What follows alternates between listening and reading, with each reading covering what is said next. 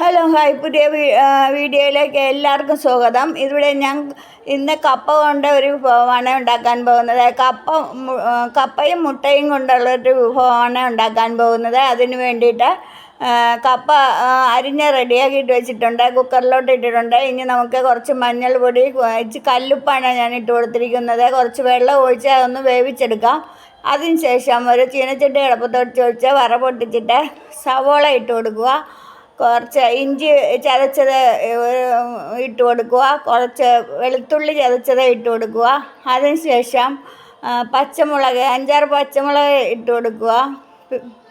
കുറച്ച് വേപ്പില ഇട്ട് കൊടുത്തിട്ട് കുറച്ച് ഉപ്പ് ഇട്ടിട്ട് നന്നായിട്ട് വഴറ്റുക. അതിന് ശേഷം മഞ്ഞൾപ്പൊടി ഇട്ട് കൊടുക്കുക.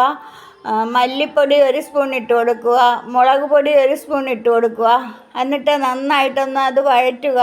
കുറച്ച് കുരുമുളകും കൂടെ ചതച്ച് ഞാൻ ഇട്ടിട്ടുണ്ട്. എന്നിട്ട് നന്നായിട്ട് വഴന്നു വരുമ്പോൾ നമ്മുടെ വേവിച്ച് വെച്ചിരിക്കുന്ന കപ്പ അതിലോട്ട് ഇട്ട് കൊടുക്കുക.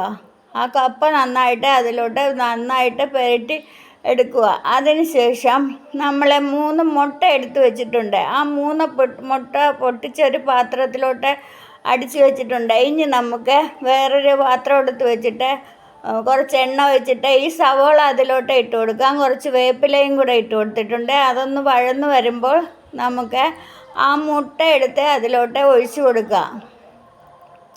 ആ മുട്ട നന്നായിട്ട് ഇതാകണതിന് മുന്നേ തന്നെ നമ്മൾ ആ വെച്ചിരിക്കുന്ന ശരിയാക്കി വെച്ചിരിക്കുന്ന കപ്പ എടുത്ത് അതിലോട്ട് ഇട്ട് കൊടുക്കുക.